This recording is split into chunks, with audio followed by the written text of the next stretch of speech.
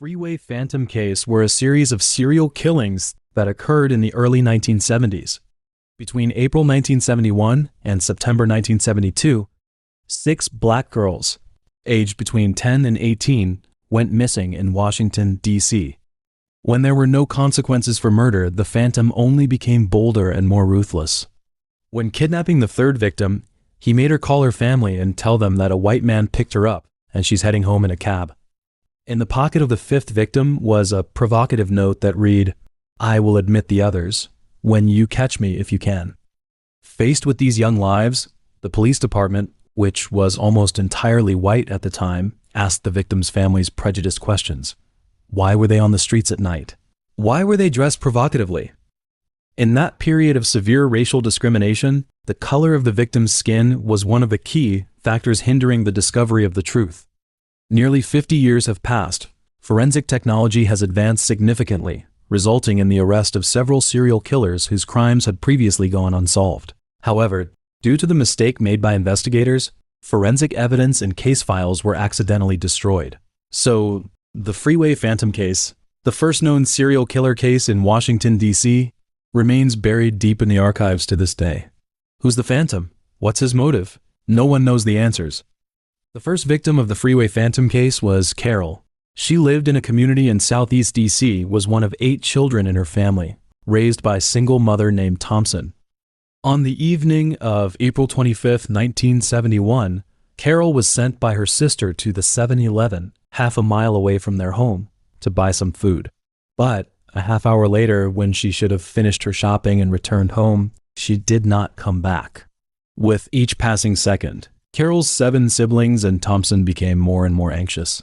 Thompson called the police, but the officer gave the standard response: she might have run away from home. The little girl was close to her family and had never considered running away, something all the family members knew. Realizing that the officer could not offer help, Thompson immediately organized a search party with friends and neighbors. They searched the community and the vicinity of the convenience store for hours. Unfortunately, there was no result. On May 1st, just 6 days later, the worst news came to Carol's family. The officer found a body behind St. Elizabeth's Hospital near Interstate 295, and that was Carol. The forensic report stated that the victim had been sexually assaulted and strangled to death. In addition, undigested food was also found in her stomach, which meant, for most of the time she was missing, she had been held captive somewhere by the murderer. Just as the police were preparing to conduct a thorough investigation into the case, social upheaval suddenly disrupted all their plans. In 1971, anti-war sentiment was running high in the United States. A large number of anti-war demonstrators poured into Washington, D.C., chanting, "If the government won't stop war, we'll stop the government." Faced with such a massive demonstration, the police were forced to act. Romaine, the detective investigating Carol's murder, was also affected. Her superior ordered her to stop working on Carol's case and focus on maintaining social order instead. Then, the investigation into Carol's murder came to a standstill.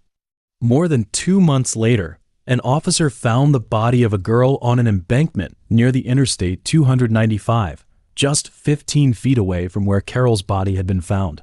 Under the scorching July sun, the body had severely decomposed, with the face unrecognizable and making the cause of death difficult to determine. Later, the victim's identity was confirmed by her family. She was 16-year-old Johnson, a girl who had just started a summer job and who lived in the same community as Carol. On the morning of July 8th, she left home as usual to start her shift at the Oxon Hill Recreation Center. However, even though it was after working hours, she still hadn't returned home. Her anxious mother immediately called the police to report her daughter missing, but as in the Carol case, they responded that she might have run away.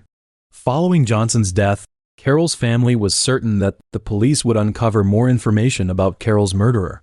But just 8 days after Johnson's body was found, on the afternoon of July 27th, Brenda was sent by her mother to a grocery store a block and a half away from their home.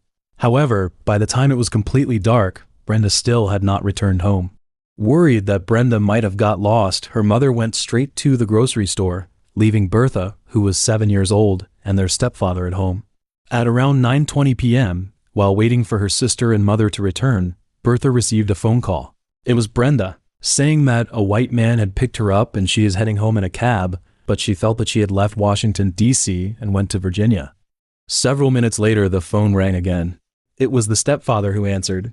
Brenda, crying, told him that she was inside a house with a white man and was confused about what was going to happen next. The stepfather demanded to speak to the man, then there was a sound of heavy footsteps on the phone. Hearing the footsteps, Brenda said, "I'll see you." At 5 a.m. the following day, Brenda's body was found by a hitchhiker in a prominent location on the U.S. Route 50 near the Baltimore-Washington Parkway in Prince George's County, Maryland. As with the first two victims, she had been sexually assaulted and strangled, and her shoes were missing. On October 1st, 12-year-old Yates was sent by her father to a Safeway store just 1 block away from their home. She bought some food and left the store, and less than 3 hours later, her body was found on the shoulder of Pennsylvania Avenue in Prince George's County. She had also been sexually assaulted, strangled, and her shoes were missing. As the cases continued to unfold, the Black community's frustration with the slow progress of the police investigation gradually intensified.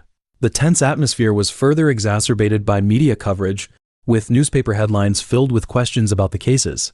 What exactly happened? What measures have the police taken?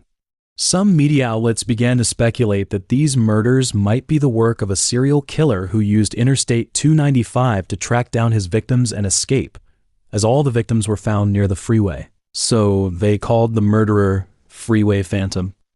Initially, however, the police did not believe there was a connection between these murders. When they were unable to solve the cases, the FBI joined forces with all law enforcement agencies to form a task force. They began assisting in the forensic investigation and conducting a collective inquiry into the murders. After re-examining evidence from the victims' remains, task force investigators discovered a crucial clue. Forensic experts found hair that did not belong to the victims in the underwear of 3 of them. The hair was from a Black person and did not belong to the victims themselves. As more details were found, the investigators finally linked the 4 murders together. They were almost certain that the murderer was a Black man. A witness to the second murder reported seeing Johnson sitting in a black car driven by a Black man after she disappeared. The 2 phone calls Brenda made were forced by the murderer. He deliberately provided inaccurate information, such as claiming a white man had taken her and she was in Virginia, in order to buy time and mislead the investigation. Shortly thereafter, however, the 5th victim emerged. On November 16th, an officer found Woodard's body near Prince George's County Hospital on Baltimore-Washington Parkway. Unlike the other victims, her shoes were still on her feet and she was wearing a coat draped over her chest. Inside one of the coat pockets was a note that read, "This is tantamount to my insensitivity to people, especially women. I will admit the others when you catch me if you can." The note was signed by the Freeway Phantom. "I'm scared for myself and worried for all the little girls that come after," Brenda's sister, Bertha, said. Romaine remarked everyone was reporting suspects to the police station. Priests, police officers, doctors, every man you could think of had been a suspect at some point. Just as the investigation was in full swing, the murders stopped. Perhaps the involvement of FBI and the intense media attention had frightened the Phantom, causing him to halt his killing spree, but only temporarily. 10 months later, on September 5, 1972, Diane, 17-year-old, left her boyfriend's house in Southeast D.C. and never returned home. "I remember the night she didn't come home. I couldn't sleep all night," Diane's sister recalled. The next morning, the officer found her body near Interstate 295. Unlike the other victims, although she had been strangled, she had not been sexually assaulted, and her shoes were still there. By this point, all 6 victims of the Freeway Phantom case had been identified: Carol, Johnson, Brenda, Yates, Woodard, and Diane. During the investigation, the investigators, due to the victims' ages, had tried to link known pedophiles and sex offenders to the murders, but no result. As time went on with no suitable suspects, viable leads, and due to the victims' race, the priority of other cases gradually increased. The Freeway Phantom case faded from the public eye, and the task force was disbanded. However, it continued to haunt the investigators who were eager to solve the case and the victims' families. Barry, the retired FBI agent who had been part of the task force, recalled, "You never lose interest in this case. What you had seen and what you had learned about the deaths of these girls was so upsetting. What had happened to that person to make him hate so much that the only way to make that hate go away is to watch some little girl die in front of him." In 1987, After Romaine was promoted to sergeant, she decided to reopen the investigation into the Freeway Phantom case. She wanted to start by reviewing the case files and forensic evidence from back then. However, the initial investigators, believing that the Freeway Phantom case was outdated and no longer important, had destroyed forensic evidence and case files. This mistake was also one of the key reasons why the case remained unsolved for so long. Freeway Phantom case had a gang of suspects and a significant suspect. The gang, known as the Green Viga Rapists, is believed to be connected to multiple sexual assaults and kidnappings in Washington, D.C. and surrounding areas of Maryland. In order to learn more about the Green Viga Rapists, 3 investigators, Fickling, Irving, and Richardson, visited Lorton Prison and interviewed several members of the Green Viga Rapists. During one of these interviews, an anonymous gang member claimed that another gang member had confessed to him about involvement in the Freeway Phantom case and shared details about one of the murders. Since the confessing gang member was also incarcerated in Lorton Prison, he would only provide more information if he could remain anonymous to protect himself from being implicated. Later, 3 investigators reached an agreement with him. In order to verify the authenticity of his claims, the member disclosed details of the murders that had not been made public and were known only to the murderer and the police. Just as the investigation was on the verge of a breakthrough, however, Maryland was holding elections at the time. One of the candidates publicly announced to the media that there had been a breakthrough in the Freeway Phantom investigation, claiming that an inmate in Lorton Prison had provided relevant information. Realizing that he had been exposed to the public, the anonymous member refused further interviews and denied ever communicating with the investigators. The significant suspect was a computer technician named Robert, 58-year-old.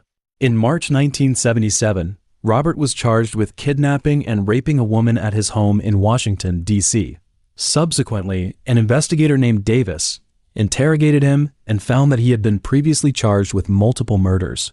On December 28, 1938, aged 19, Robert had served whiskey laced with cyanide to 5 women at a brothel, resulting in the death of 31-year-old Ruth.